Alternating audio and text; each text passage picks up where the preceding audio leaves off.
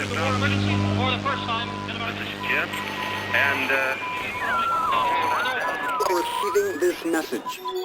We are Ken Jennings and John Roderick. We speak to you from our present, which we can only assume is your distant past, the turbulent time that was the early 21st century.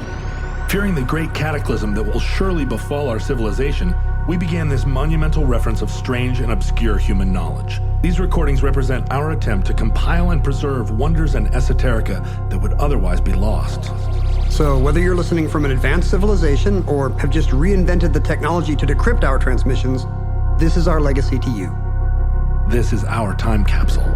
This is the Omnibus.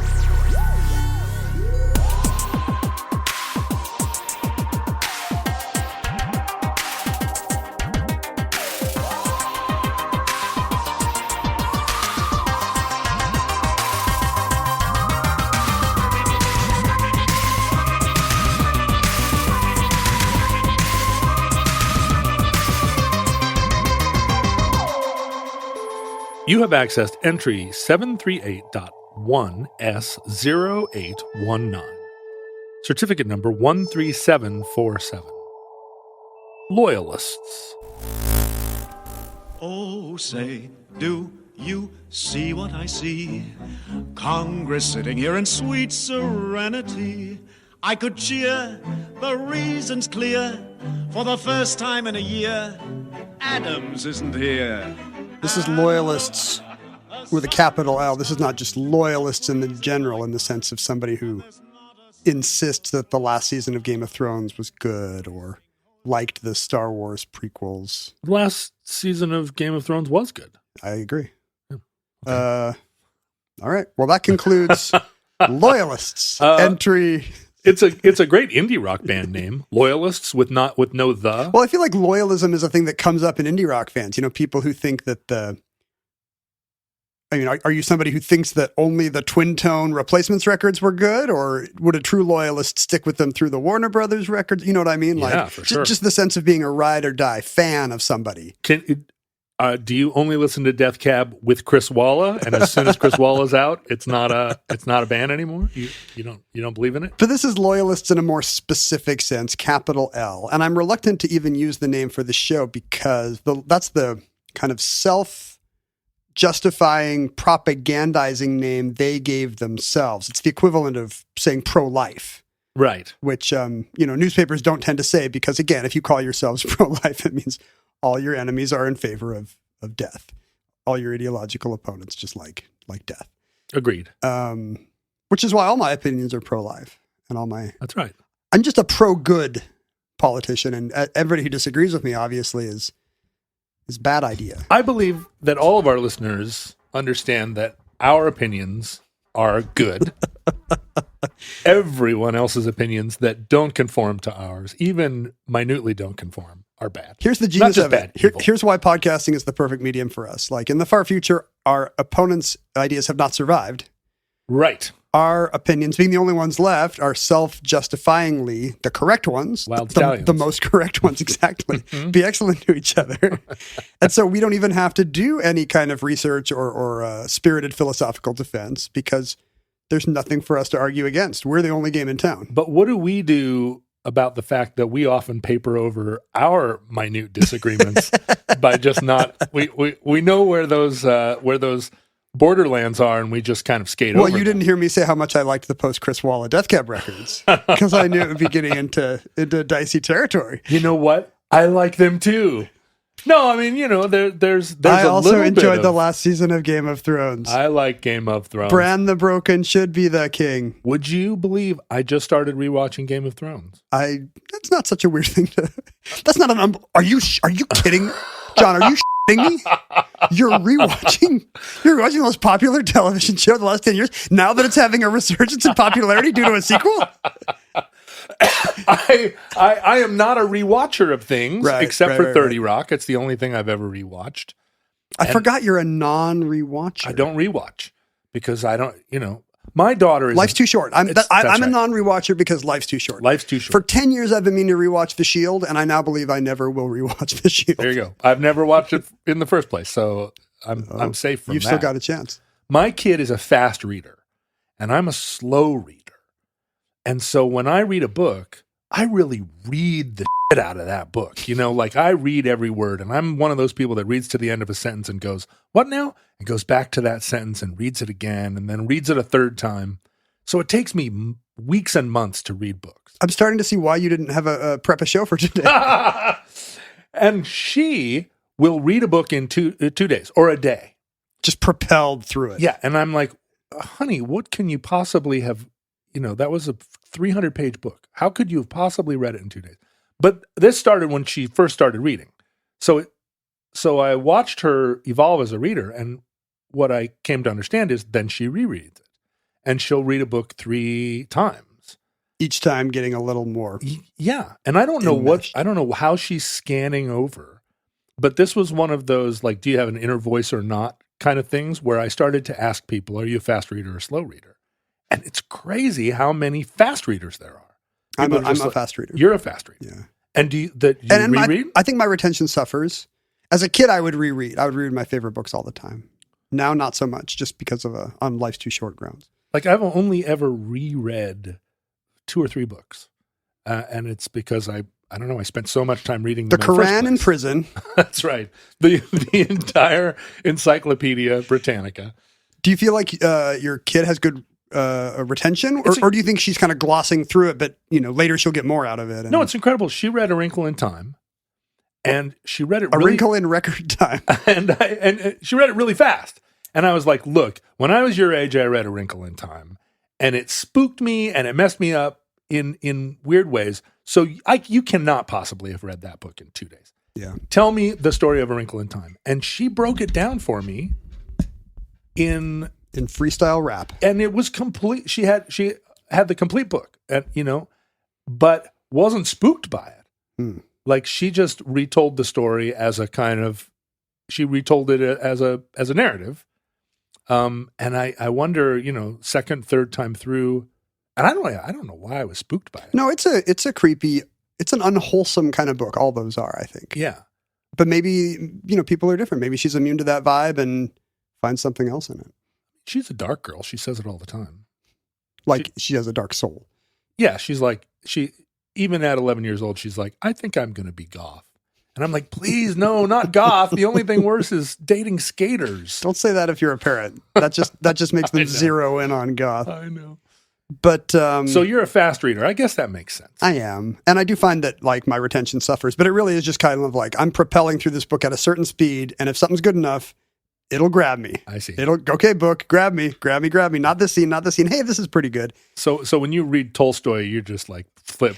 I actually like reading older stuff because it does force me to slow down a little, just because of the, especially in translation, it might be a 100-year-old translation. And so the voice is a little antiquated, and it's probably good for me. What about when somebody describes a summer day for 50 pages? Yeah, I really...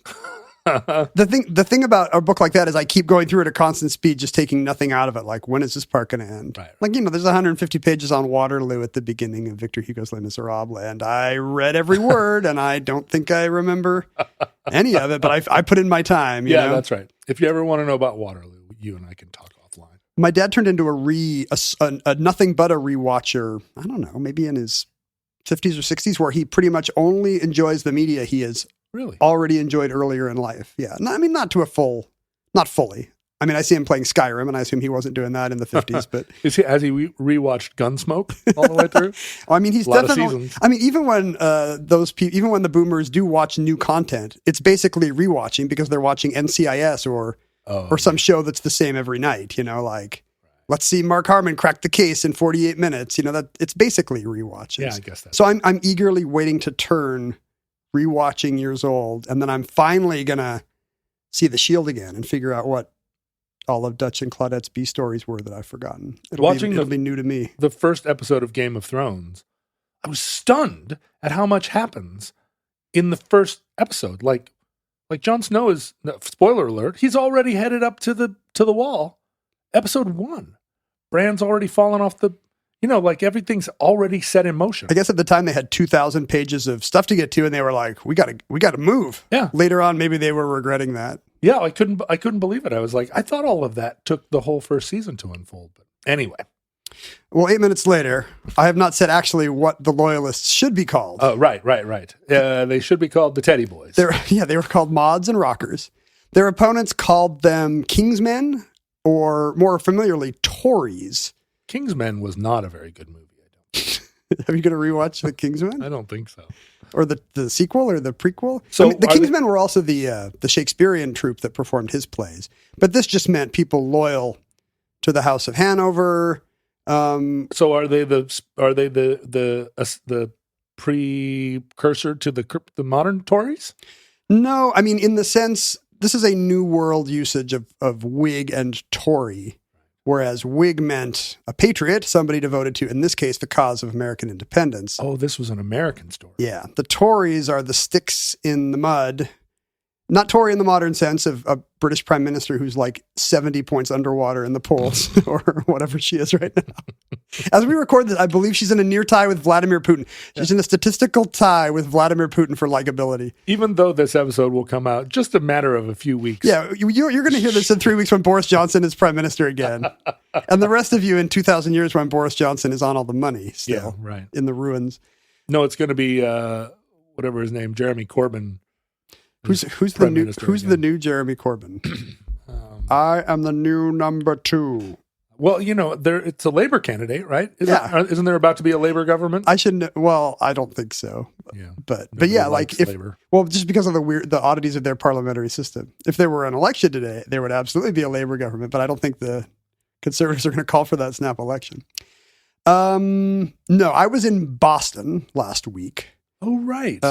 Speaking at a university. You sent me a picture standing on a smoot measurement. I wandered into smoots. I started the day looking at Christian Science stuff very eagerly. I finally went to the Maparium, which is their hollow earth stained glass globe that you can stand inside, because that was what Mary Baker Eddy wanted. Yeah. On her deathbed, she was like, put tourists inside a stained glass globe and don't give me aspirin. Did you feel healed? I really enjoyed the vibe of the Christian Science Mother Church. It really reminds me, it's basically Temple Square in Salt Lake City, but what if it was in Boston in this kind of massive, kind of Romanesque building with a brutalist extension on it? But there aren't areas behind successive curtains that you can't go unless you're a 33rd degree? No, it's not about the religious practice there, although they do have services there. It's just because it's got a tourist-facing plaza, then it's all the come learn about our history. Oh, yeah. The 19th century weird part, don't worry so much about it. Here's a newspaper we used to publish. That was a good newspaper. They really lean into the newspaper. Have you ever been to the Mother Church? I have not. But my family was very close with Kay Fanning, longtime editor of the Christian Science Monitor. I remember when we did the show. Yeah. So a lot of interactive things where you can click on a front page of the Christian Science Monitor and it just shows a progressive headline like Mandela's free, Berlin Wall comes down, and you're like, wow, the Christian Science Monitor sure is, always on the side of right, but it's, they just leave off all the headlines. Like they have almost every year, and then there's no 2016, 2017. I was like, oh, good thing nothing politically happened in America in 2016 or 2017 that might angry up tourists. Let's leave those years off of the display. Anyway, I just started walking kind of randomly toward the Charles River, not realizing I was about to hit smoots. Yeah. So I took pictures of smoots for the Patreon. You put them on the Patreon. Well done. Yeah, you got to pay to see me with smoots, John. Yeah, so what not every peon gets to see me taking a selfie, an awkward selfie with. You know how hard it is to take a selfie with the ground graffiti on pavement. Yeah. Anyway, the next day I had the day off, and it was just a beautiful fall day in Boston. Foliage turning red and yellow, just gorgeous, gorgeous weather. And you know what I had never done is I had never walked the Freedom Trail. Oh yeah. Which is the core of modern Bostonian tourism. Right. One if by land, two if by sea. They cleverly have laid a series of bricks. The future will not know about this. Boston, the seat of many historic events in the founding of our country, will be well underwater. Is now underwater. There's a line of bricks that kind of leads you on a 2 or 3 mile amble through the city to, depending on which brochure you have, somewhere between 15 and 30 historic sites. I've never done it either. I've walked over the Freedom Trail and gone, that's That's something to do. Look at one these day. losers listening to this guy in a tricorn hat. Yeah, you kept crossing it. No, I studiously walked the whole thing from Boston Common all the way. You cross the river again up into Charlestown and wind up on Bunker Hill, where there's a big obelisk. But it's good. It's, if you want to, I went into the Old North Church, 1 if by land, 2 if by sea. Which was it? Went aboard it turned out to be 2. Spoilers. Two if by sea. I like how you think this might come up. That's why they ran up or they ran around. Are you afraid a man on a horse is going to run up to you and be like, John, which is it? I got lost. I went aboard the USS Constitution. But there's a lot of history, graveyards, and the oldest office building in America, which, by the way, now Chipotle. No. The brochure doesn't say. The brochure just says, this is where Thoreau's publisher was. It's the oldest office building in America. It's now a Chipotle. I just learned that Chipotles are not franchised. Really? It's the largest non-franchise fast food business in America. That means corporate owns and operates all of them. Corporate owns and operates every Chipotle. Which explains the high level of quality and the total lack of food poisoning. That's right. That's right. It was actually really fun. I mean, a lot of these were sites, you kind of vaguely breathe all this in through an American childhood, especially if you're, maybe boomer or older, maybe we just missed it. But you don't remember the bicentennial. That's true. And I do. There's still bicentennial stuff on the trail. There's like, this is where Gerald Ford hung this historic thing. Were there any Dennis the Menace comic strips? So, because he really celebrated. Dennis the Menace really talked about the bicentennial a lot. Syndicated feature newspaper comic strips always love that kind of thing. Yeah. I bet you could read 8 months of Croc that was just about the bicentennial, even though that doesn't make any sense in their Foreign Legion milieu. BC was kneeling in front of the North Star and also with an American flag. BC stands for Bicentennial Christ. So to you, it's a Dennis the Menace based holiday. Well, I mean, I just remember 1976 like so profoundly because we celebrated it all year in school. Like we were always doing. There were tall ships. Yeah, and we would do all of our schoolwork had some connection to the bicentennial. So, and that was second grade for me. Well, I mean, that was kind of a foundational thing in American education for centuries, and you still see it today when you go to Disneyland or Disney World, and you're like, oh yeah, there was this Johnny Tremaine-ass part of our culture that just kind of disappeared. And the bicentennial was kind of its last hurrah. Yeah. I have a historian friend who believes his personal theory is that it has nothing to, it's the civil rights movement, actually. Yeah. Not for woke or critical race theory, or whatever the BS explanations are, but just because suddenly schools had like a new set of heroes fighting for American ideals. That was that they could point to, and it was within living memory. Like, this is Rosa Parks, this is Dr. King. It didn't have to be like, let me explain to you Samuel Adams or Paul Revere. There's a horse. All that kind of stuff starts to seem very pleasantly old timey once there's a new kind of founding narrative of what our principles are. You did go to school during a time when history class got to the 20th century. The last week of school, yeah, exactly. And just raced through and then there's World War I, and then World War II, and then it was over. As late as high school, I was taking AP US history, and I think World War II barely happened. Yeah, right. We won, it turns out. Spoilers. Yeah, I definitely had multiple history classes that ended at World War II and only covered that in the last. Probably teachers' natural slowness, but also just love of Civil War and Revolutionary War stuff. Right. They linger on the pilgrims that they fetishize. Well, and it got really weird after the Korean War. Especially in the 70s and 80s, wait a minute, this is very ambiguous, where everything before it was clear the Union had won. But it was just funny kind of wandering around Boston, seeing these tour guides in tricorn hats. I would sidle up to tours and get all the scoop without free scoop without paying. I was like, hey, that's Benjamin Franklin's dad's grave over there. And I didn't have to pay this dude with a bell $28 plus tip. Do they see you when you're on the fringe and scoff at you or glare at you? Oh, I don't know. I mean, I didn't follow them around, but it was a beautiful sunny Sunday in October, and there were enough of these guys out that no matter which side I went to, somebody was there being like, this is the Parker Hotel. Ho Chi Minh and Malcolm X both worked in the kitchen. And I was like, damn, that's pretty good. I mean, together? What are they doing in the kitchen at the Parker Hotel? They were actually like busboys. But, just it all seemed so antiquated. Like it seemed like a bygone America, not just in the sense that it happened hundreds of years ago, but just in the fact that we had last thought about tea parties and Boston massacres and midnight rides so long ago that it's not really celebrated so much. And, because of the fact that a lot of those people, it turned out, owned hundreds of enslaved people.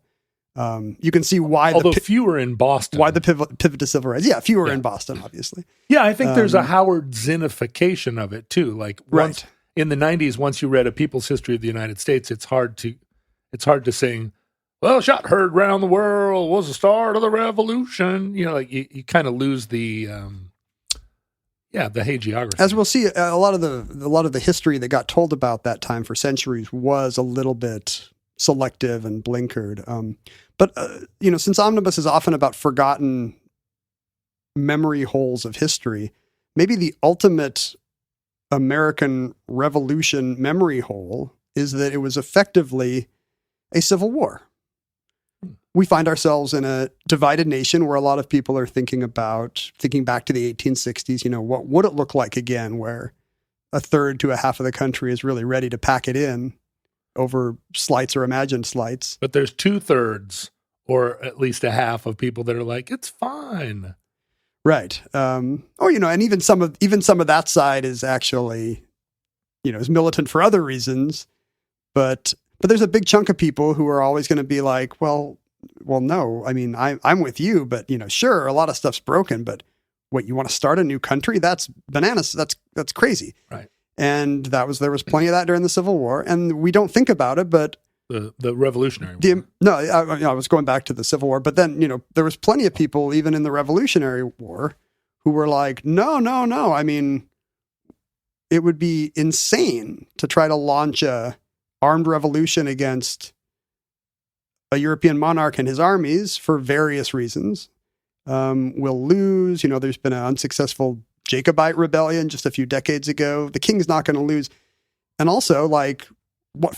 For representative democracy? That's not a thing that exists. This all just seems science fictional. The idea that you would give up your prosperous situation in the biggest empire on earth to try a crazy new utopian scheme like democracy.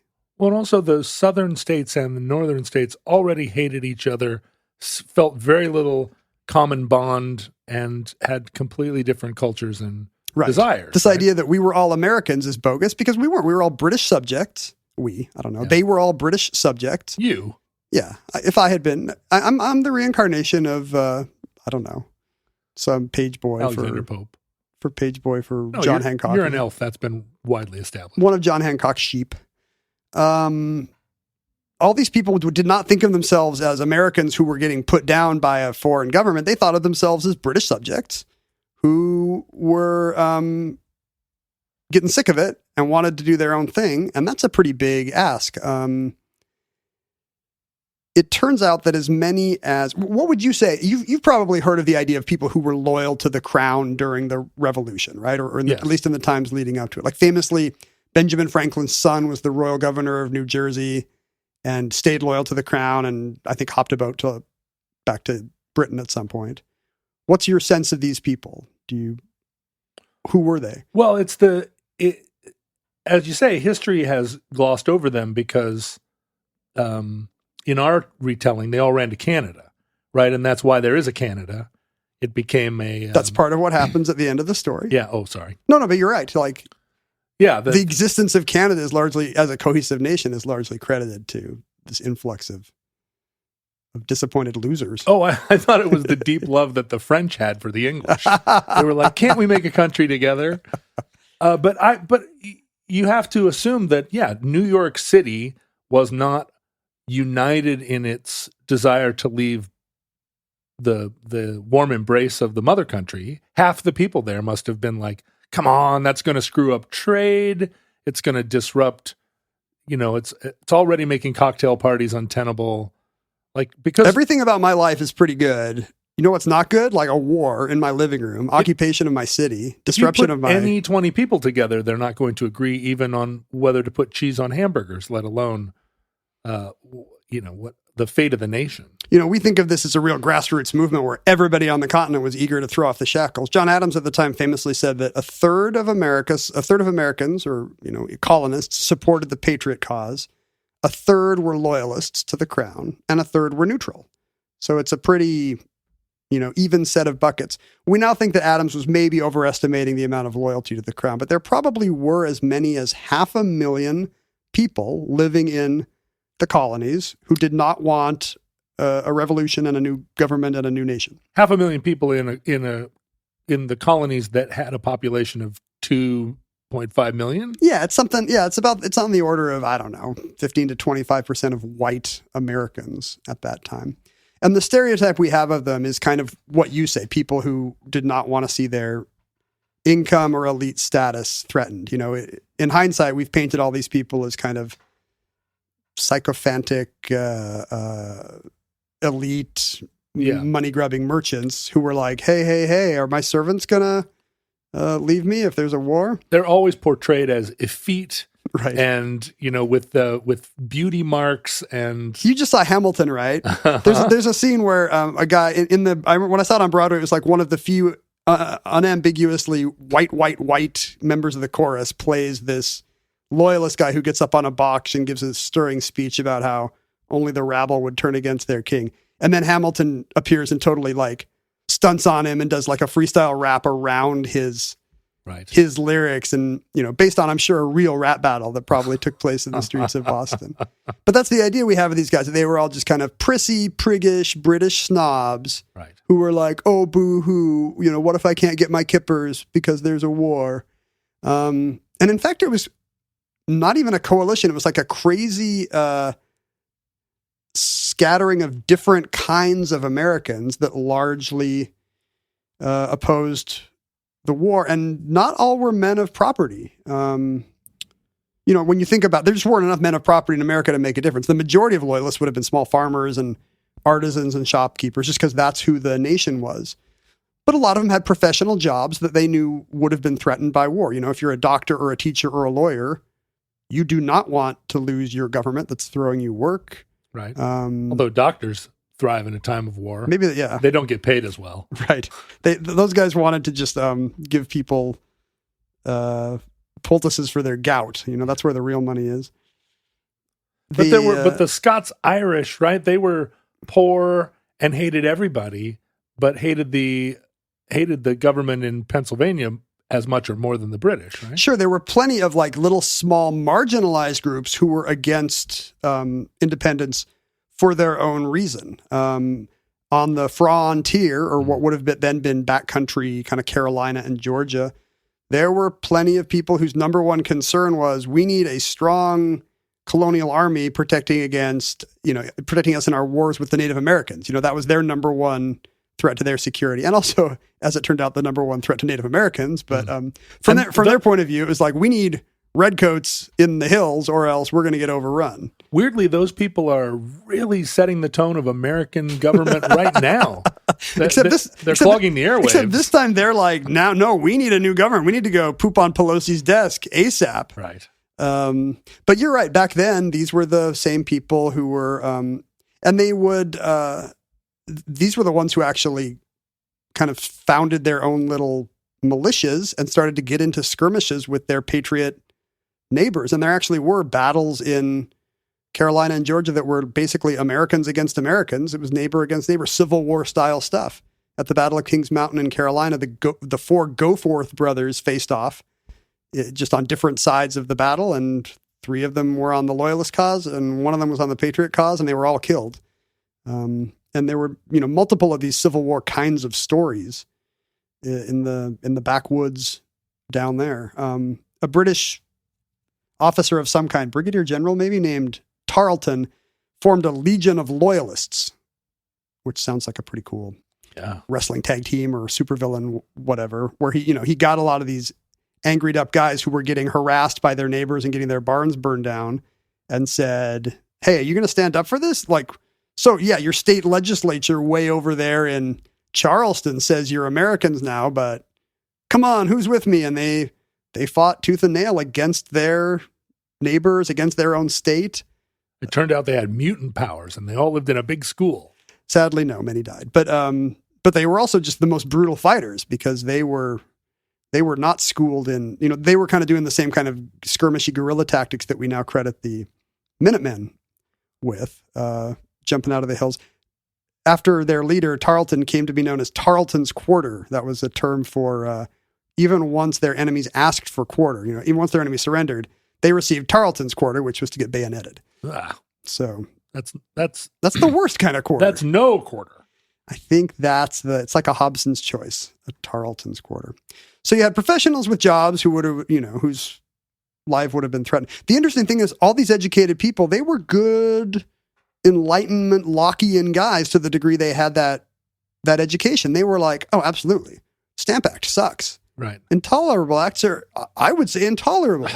It's right there in the name. Harumph. Like these people were all 100% in lockstep with their patriot neighbors about the king and the parliament. Right. They were just like, hey,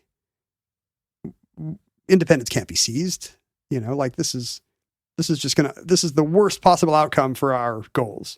They were saying independence can't be seized. It has to be granted, or independence can't be seized. We need to reform from the inside. I think more it would have to be, I think probably the second and then the first, maybe for a lot of them, maybe there's an eventual goal of maybe we shouldn't be, but I think the first goal is we need to lobby the crown peacefully, because,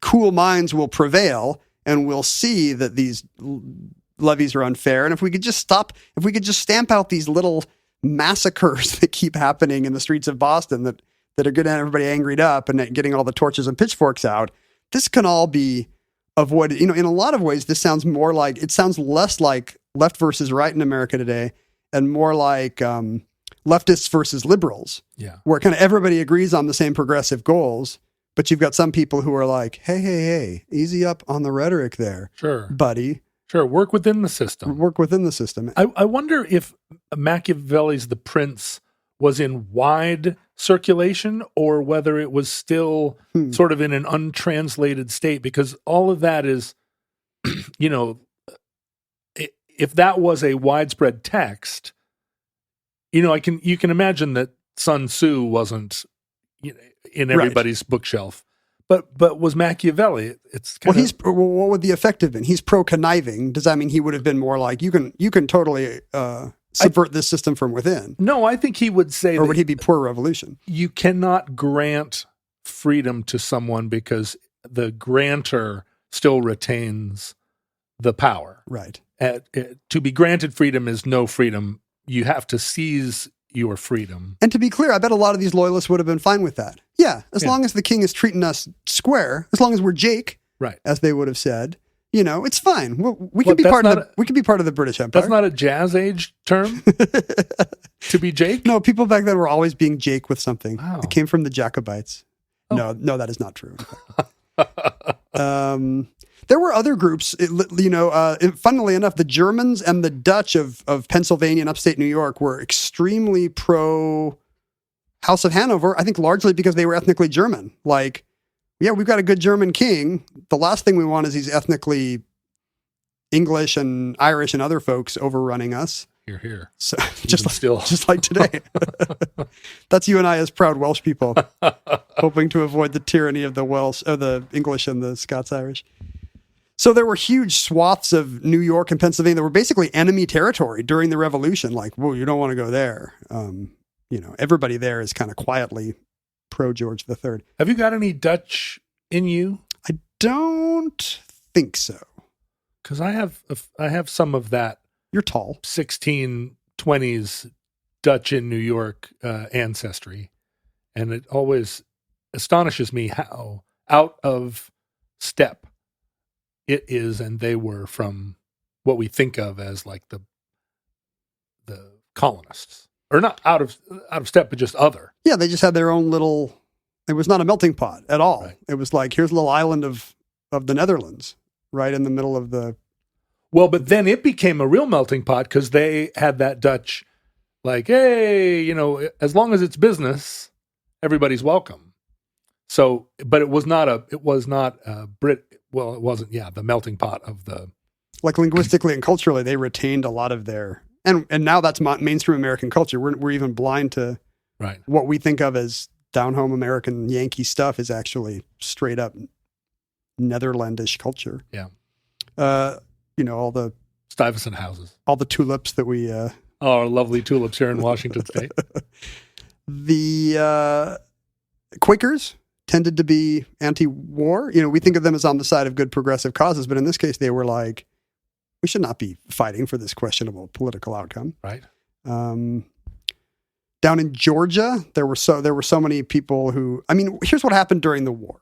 Like, once independence was declared in July 1776, Lexington and Concord had happened. It was pretty clear which way the wind was blowing. And, even if a quarter or a third of America was loyalist, they just kept their heads down. They kept it to themselves because people were getting tarred and feathered just under suspicion of not being true to the newly borning nation. And that was something you could do. You just didn't hang any flag out front, and you drew your blinds when people marched by and hoped that nobody would put you to a loyalty test or a loyalty to the revolution. Do you think any of them had like the fake flags? Like, woo, yeah. go get them at Saratoga, I hope. I can't help but make the connection to what's happening in Ukraine now. Yeah. And you just think about it over and over. Like, you see those videos of the Ukrainian Ukrainian soldiers moving into reoccupying territory, and all the residents come out and hug them, and they're all flying flags. And it's tear inducing. But you're saying a third of those areas are ethnically Russian and well, not stoked about the new tanks? Who knows who the people are that are just staying in their living rooms and not rushing out? Like, if you watch the footage of the Russian tanks moving in and you look at the crowds welcoming them, it's probably maybe there's a pretty good overlap of people, right? Yeah, hard to know. It's so interesting to be readily consuming the propaganda of one side and utterly rejecting the propaganda of another side. It's impossible to discern. The thing about, you look in a mirror on this stuff about the loyalists during the revolution and you realize, honestly, to me, like, their cause actually seems the most sensible. The loyalist side. Yeah. I'm not the one out here saying America's deeply broken to the barricades. I'd be like, America's deeply broken. I'm going to write a letter to my congressman. I feel like in a matter of decades, we could incrementally really chip away at this problem. America's deeply broken. I hope someone files a lawsuit. Temperamentally, and I'm, by the same token, I'm economically comfortable. I'm not the one already living and dying on which student loans get repaid or whatever. So by virtue of that privilege, I'd probably be very much in the loyalist camp. I'd be getting tarred and feathered. No. During the revolution, it was funny, the British would frequently retake cities. They would retake Savannah or Charlestown or New York or whatever. And it didn't matter tactically because most of the population was rural at the time. You retake a city and big deal. 90% of white America then is living out on farms. So tactically, that doesn't change your control over the country politically.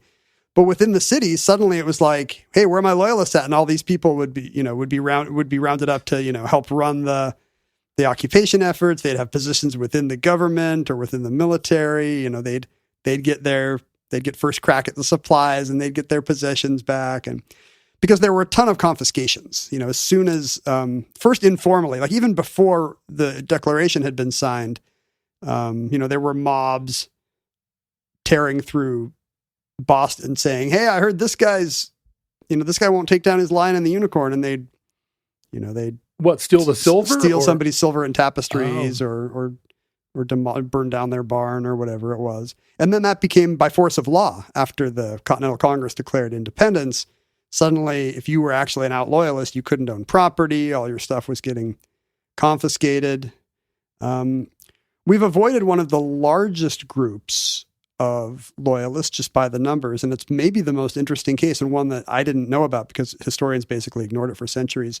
Servants and slaves were loyalists. Were extremely loyal to the Tory cause. And there are some good new 21st century histories of this, but for hundreds of years, it was kind of ignored because on both sides of the political spectrum, it was unpopular to talk about servants, and in particular, black slaves being enslaved people being opposed to independence. On the from the abolitionist point of view in the 19th century, nobody wanted to remind anybody that these great new people who had done so much for the country actually had largely, because you're really kind of appealing to a white Northern audience by pointing out the nobility of the oppressed. Well, Crispus enslaved Attucks. Africans. I mean, we talk about him a lot. So those are the stories you hear. But in fact, it was much more common for these people to be like, hell no, I'm not loyal to my owners, like this is bull. Sure. Although this is pre-abolition of slavery in the British Empire. Yes, but there's some interesting asterisks there.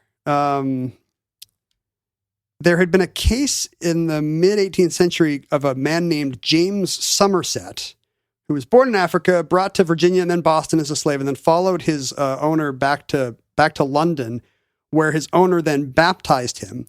And because baptism often accompanied manumission at the time, Somerset began to live as a free man. His owner later decided, his putative owner later decided, no way, and took Somerset to court being like, I'm a British subject. This dude is property. Somebody tell him his place. And the court kind of surprisingly found, no, if you baptized him and, he's been living this way for years, it's kind of like a eminent domain issue where this guy's a free man now.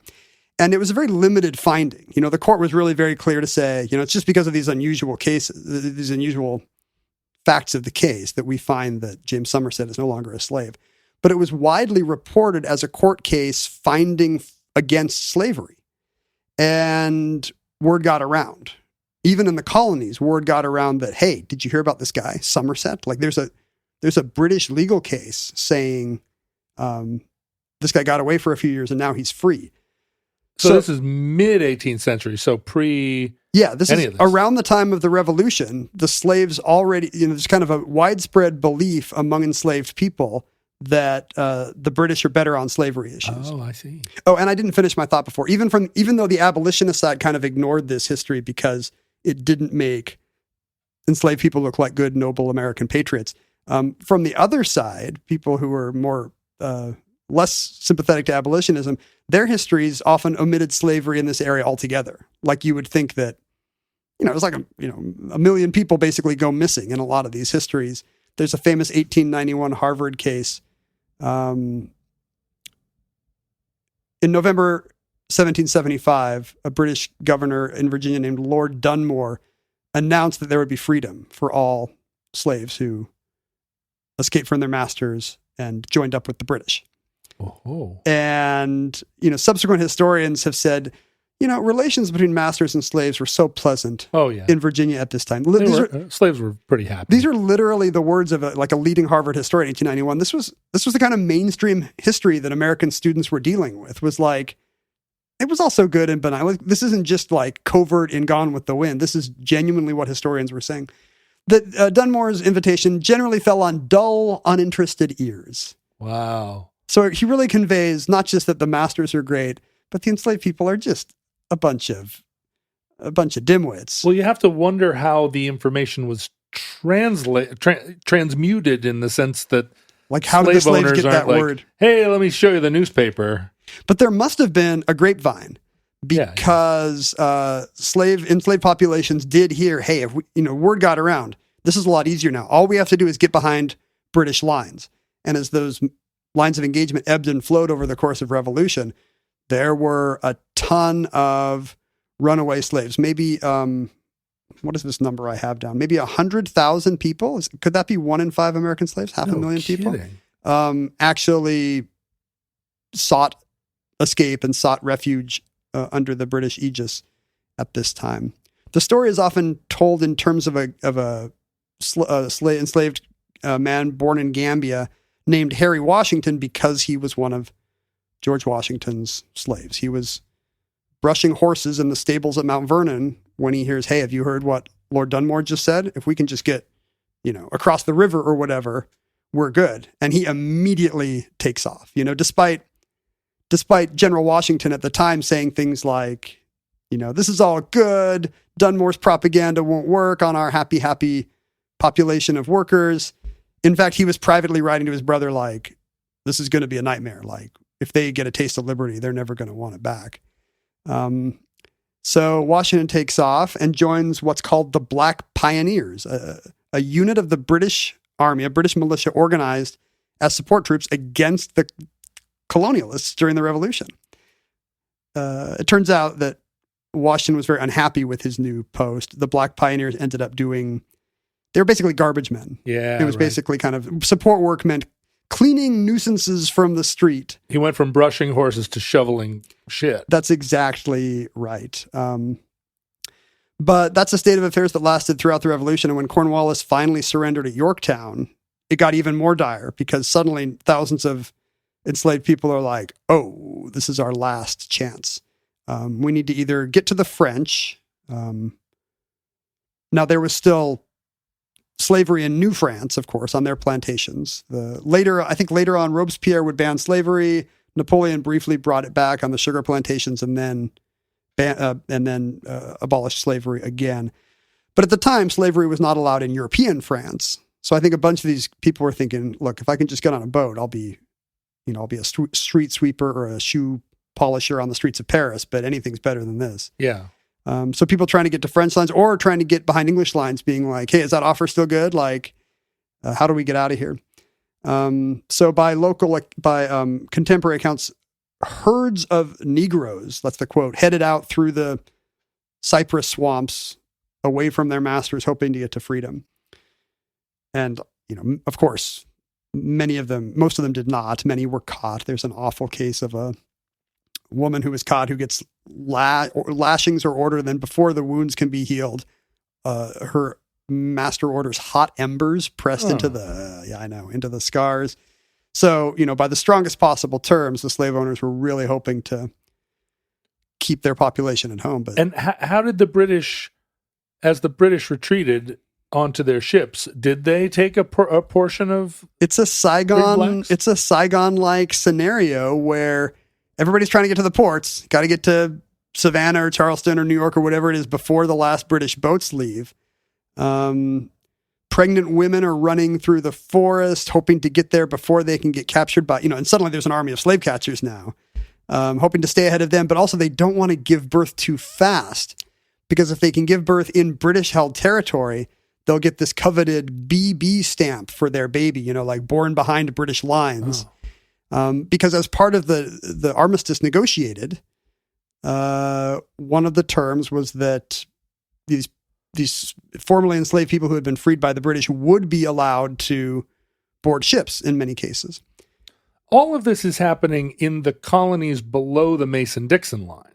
Right. Right? There's not, this all was precipitated by your visit to Boston, but there was not a huge slave population in Boston. No, but let's see. At the time, I assume enslaved people were still accompanying their masters north. It wasn't like the situation decades later where if you could just get across a certain river, you'd be good, right? Right. I think there were kind of broad But there were free blacks in protections New York and Yes. in Boston. And, Yes. Yeah, there were some. And as a result, when these newly freed black people got on these boats headed out, Washington had ordered that a book of Negroes be kept. The Book of Negroes. Yeah, no longer in print, I think, which would actually keep track of, hey, tell me your name. The idea was that former slave owners could receive compensation at some point from the crown. Oh. If we were going to seize if we were going to look the other way while their property heads out. And did the British just first dock in the Bahamas and kick everybody off, or did they really go back to London? A lot of people wound up in the UK. Some of these people, a big percentage of them just became part of that wave up to Canada. Yeah. After the war, somewhere between 10 and 20% of the U.S. population took off. They were like, no, thank you. We were always loyal to the crown. This is no longer Britain. Let's go to the land the British still hold. So suddenly, Somewhere Within between 20 miles of the American border. Right, 60 and 100, just like they live today. Somewhere between 60 and 100,000 people suddenly find Nova Scotia very appealing. Interesting. Which back then would have included everything down to New Brunswick, I think. And it was a weird vibe up there because the people who had already settled there did not like or want them there.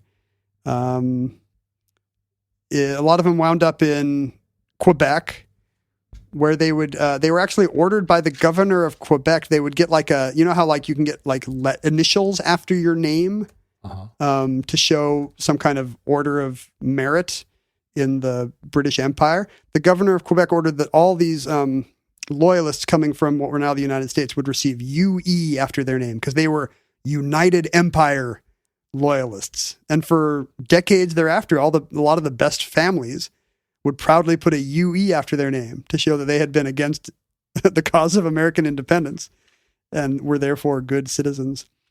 In the South, thousands headed south into Florida, which was then held by the Spanish, many into the Caribbean. The Spanish famous for their abolitionism and just the rights of man. Good treatment of ex-slaves. Same in the Caribbean. But you're right. Because of that, many of these thousands of freed blacks who'd gotten aboard the British ships ended up heading north. The British were like, well, what are we going to do about this? Now that they weren't a propaganda piece anymore, the British military didn't, and the empire did not care about these newly freed slaves. They ended dumping a bunch of them in Nova Scotia, basically on land that nobody else wanted. Everybody, a lot of other people got free land grants. The British offered free land. They wanted to get their good people out and keep that elite mercantile class functioning in British Canada. So cash, £3 million in British money and free land were given out to give these people a new start. But not, as you'll imagine, the free slaves. They were kind of put on the bad soil that nobody wanted in Nova Scotia. And 1,500 of them formed, including Harry Washington, founded Birchtown.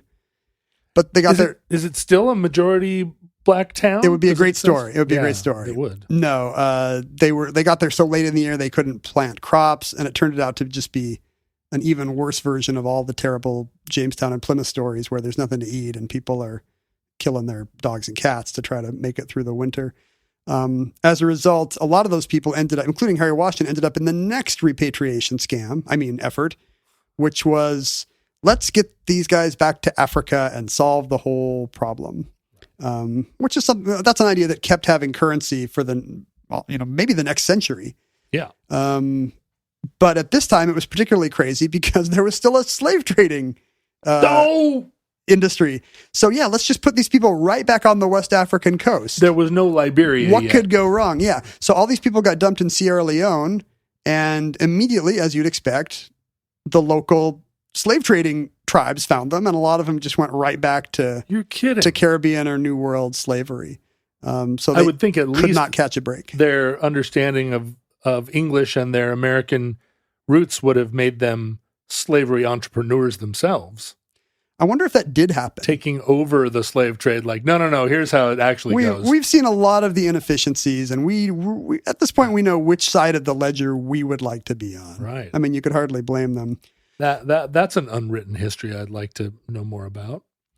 I mean, the people are talking about it, and I mean, you get a lot of these internet edgelords who are mad about that Viola Davis movie, The Woman King, because did you follow the discourse? No, my daughter's mother just went to see it and said that it was very good and exciting. I saw it last week. It's really good. It's there's a lot of kind of training montages, and it kind of works as a war movie. But apparently the tribe that's depicted there, the Dahomey, were actually the ones who were the reason why they're the prosperous ones in the area is because they were the ones profiting by the slave trade. Often these brave women warriors were like being exercised by the king in defense of their slave trading prestige and prowess. And what was the edgelord hot take? Oh, just that, Hollywood wants you to like this movie because it's got women of color in it. But guess what? What? They're all actually the bad guys. It was a pretty superficial take. But 10 to 20% of the white residents of North America, of the former British crown colonies there, took off. They did not want to Take off, eh? live in America. Yeah. That's where that came from. Do you think that's why the current Canadians are so polite and apologetic? Because they're the ones who are like, no, thank you. We don't actually. No, we'd be better off maybe without all this independence. It's fine. It's fine. You guys can do that. We're just gonna go over here. I have a couple of friends that live in Ottawa who I'm on a little text thread with them where they're saying that they don't want to live in Ottawa anymore. They feel like because the culture of Ottawa has gone into the garbage dump. And I need to know more about the high point of Ottawan culture maybe to understand this. Yeah, I mean, all of my visits to Ottawa, it was just as plain as oatmeal with no sugar. It just looks like a government capital, But now I guess I don't know what the problem is. It's not, honestly, I don't understand Canadians when they talk. It's very, or even when they text. Like the vowels or like their thought process. Yeah, You're not sure if they're sentient? Oh, no. I'm like, so what are you mad about? And then they're like, oh, I'm not mad. It's like, well, wait, you sounded mad a second ago. No. Never mind. I shouldn't have done that. You almost scratched the surface and got the real. This is like some Star Trek Alien of the Week thing where like in the first act, you're like, what is going on under the surface with these people? But you have not yet discovered the roiling, they've got a computer in a cave telling them what to do or whatever. I know Canadians get upset. I've seen it, but then they immediately they back right off. So it might be there's a computer under a cave in Ottawa that's telling them all what to do. It could be that they were the ones that didn't get upset about taxation without representation. It's then fine. It's just through the process of selective breeding, they've just become less and less able to be mad. But think about the Loyalists. You wouldn't be for these guys either. Like when you see people on cable news who are like wearing tricorn hats and being like, the IRS and the government is unfair to me. I'm starting my own country. Here's a new flag I made. You and I are never like, yeah. These guys know what's up. Well, no, but the thing about the what we would lovingly refer to as the radical left is that they also are ready for a revolution and believe that they would be the triumphant class. Well, we've got 78% of the economy and we've got all the knowledge workers and zero of the guns. I think they're assuming they would keep the armed forces. Yes, right. I think a misunderstanding. As we all see in the Western Hemisphere, the armed force is always on the side of the. Well, and it's funny because I think that the misunderstanding is that the armed forces are intrinsically conservative, which in a way they are, but like having met a lot of military people, I don't think that the problem is that they're all Tea Party kooks. I think there are a lot of smart, like moderate liberals in the army. It's just the intellectual property of the flag, the Constitution, which that's going to be used by whoever's in. Exactly. Yeah. And the left is in a moment right now where they're like, they're rejecting all of that intellectual property because they find that it is connected to distasteful ideas in the past. So they're like, we need a new constitution. The problem is the army answers to the Constitution.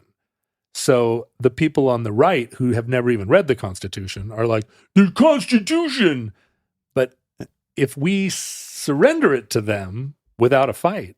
That's why you see people putting the American flag in their emoji. But then you click on them and they've also got, they put the American flag emoji in their social media heading. But then you click on them and they've also got pronouns or whatever. Oh, good. Yeah, we're right. I mean, let me just advocate reclaim the flag. That people who are on the liberal side of the spectrum not abandon the intellectual property of the United States of America. I feel like we're good. It's the other people that have like stars and bars and coil "Don't tread on me" snakes on the back of their trucks. They're the ones like Blue Lives Matter they're flags. The ones picking the failed flags. I mean, the Blue Lives Matter one is smart because it does, it's at least in monochrome, it reminds you of the American flag. Yeah, right.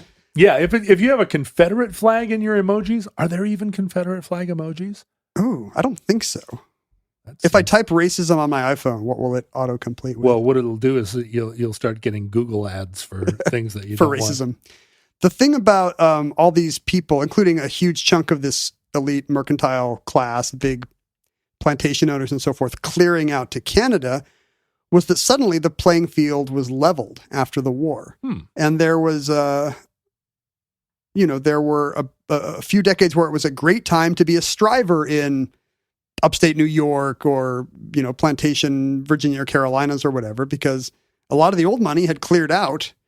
And so all the fine old families of your part of America were gone. Sure, the fancy but slow-witted ones. Right. And now you could be the new Mayflower people if you moved in. So there were, a couple of decades of kind of like the equivalent maybe of post-war Eisenhowerian prosperity where, a striver could really pull themselves up by their bootstraps. Well, it's funny because there's all this legend of the first families of Virginia, right? It's part of the American, particularly the Southern origin story of the country.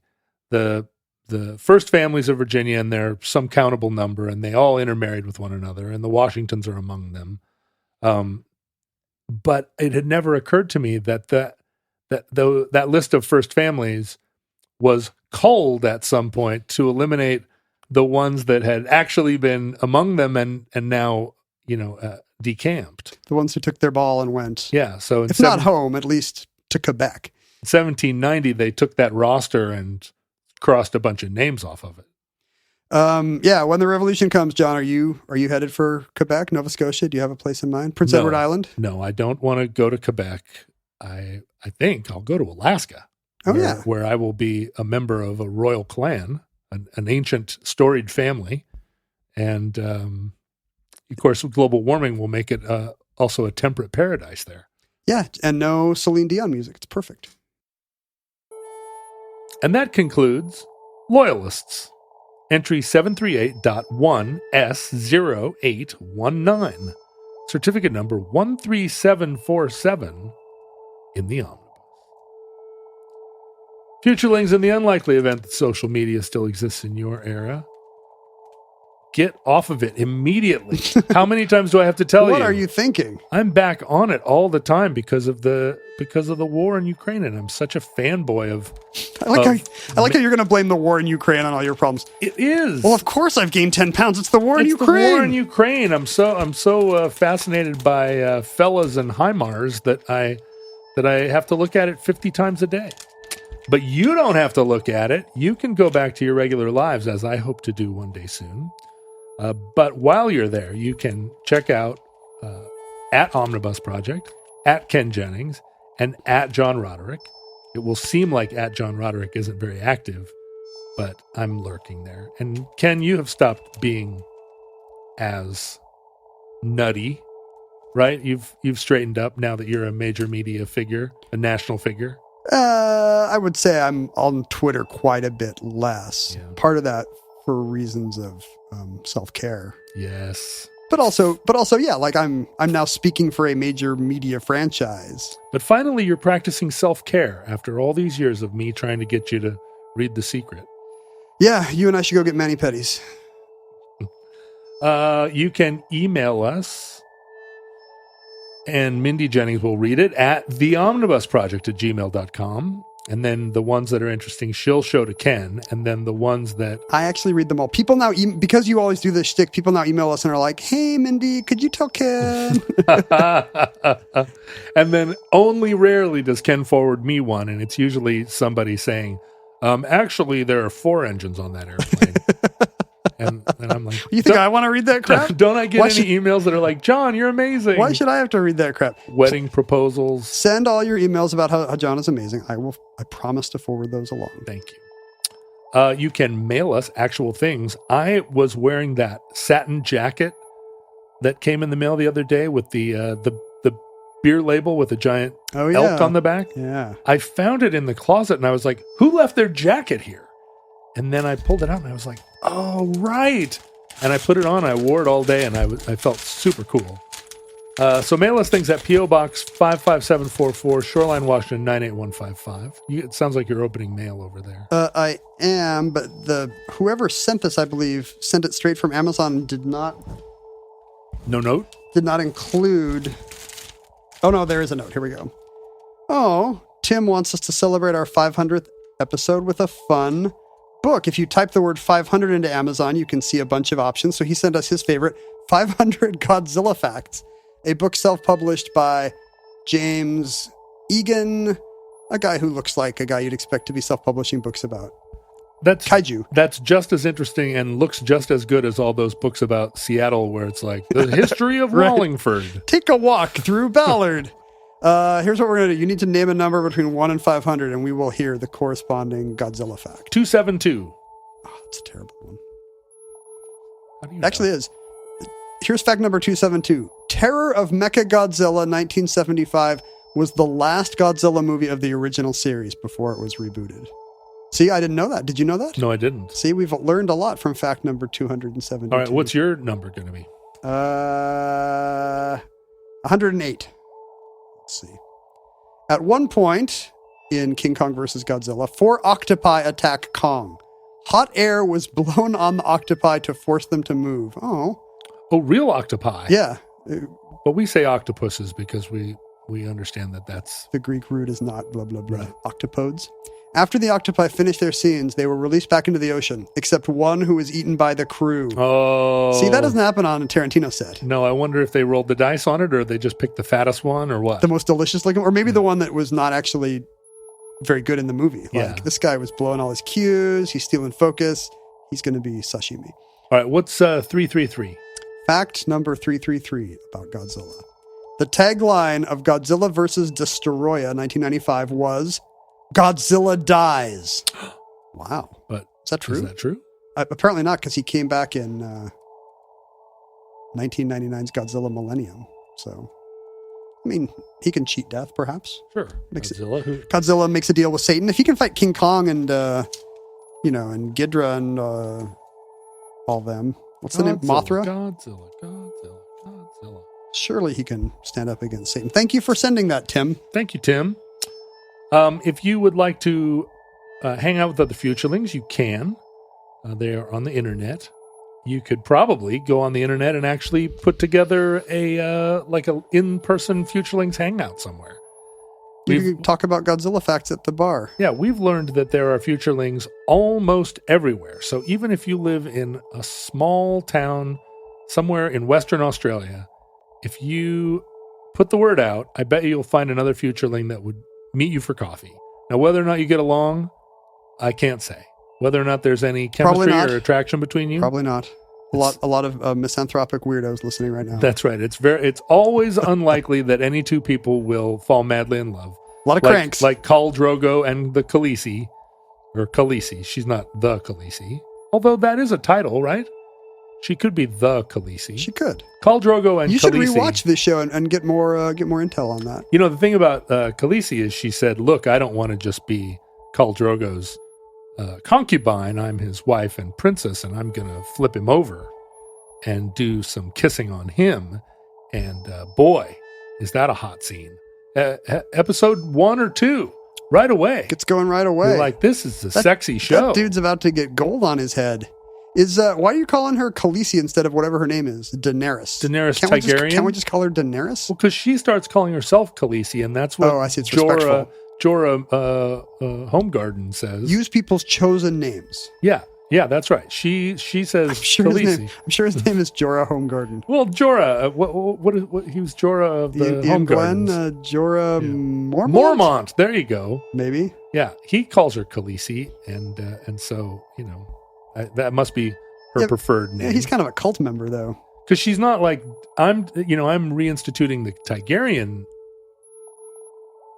Anyway. Is this your determination to make this the one outro that no one makes it to the end of?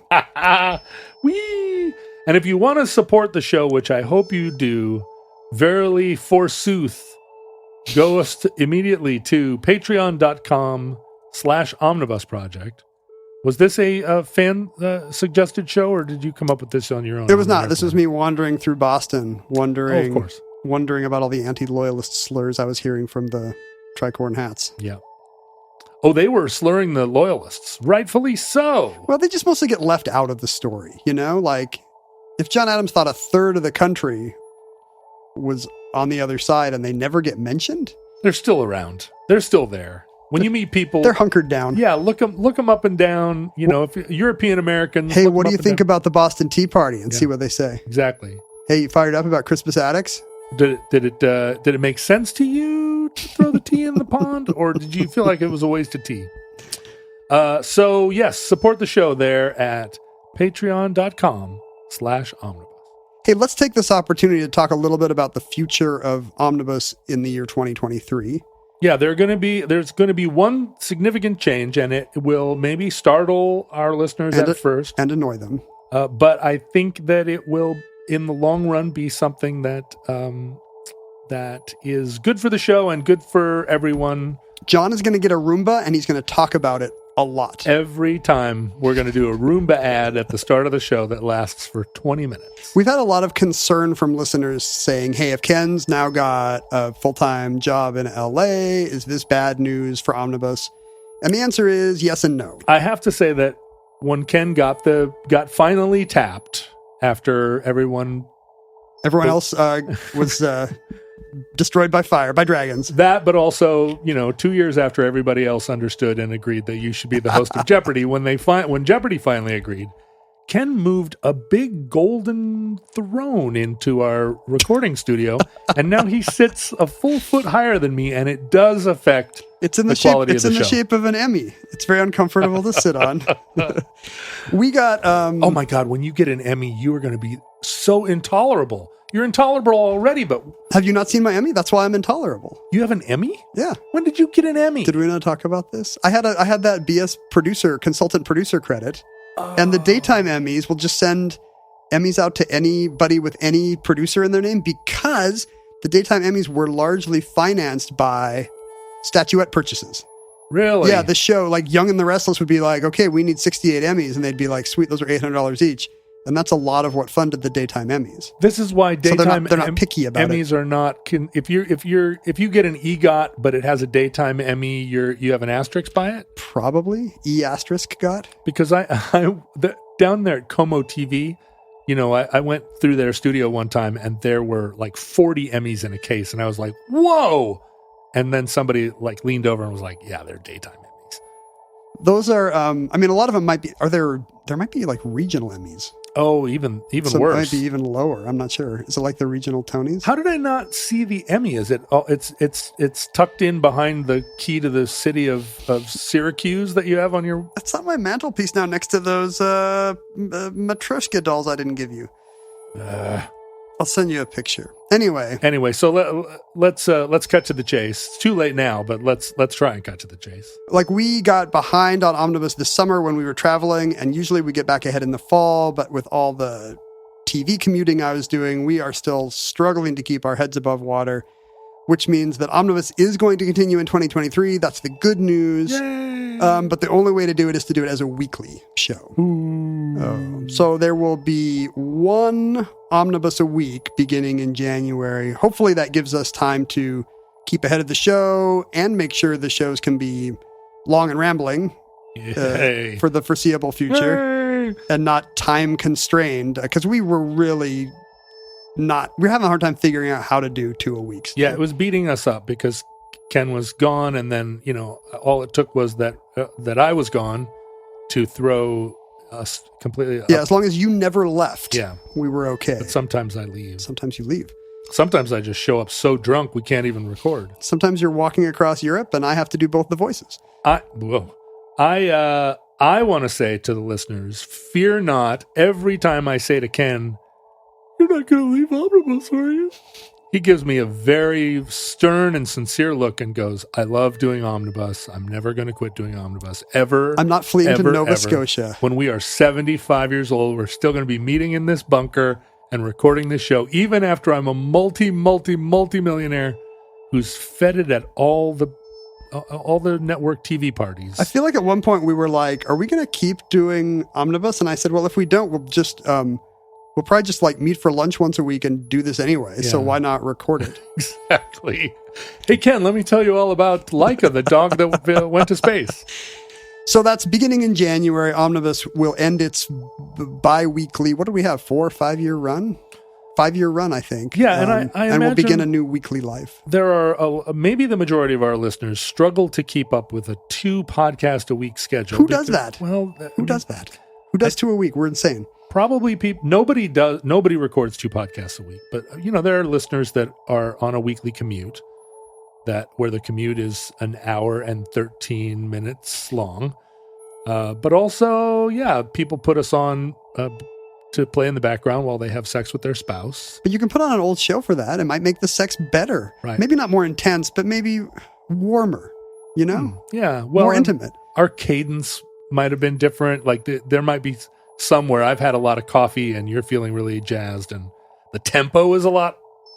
Are you saying that's better for Sexual Congress or worse? Some kinds. There are a lot of different varieties of sex. Somebody needs to index the shows according to cadence. Yeah, right. If that's what you're interested in. I'm sure that there is a computer program that can take spoken word and attribute a BPM. A tempo to it. Yeah.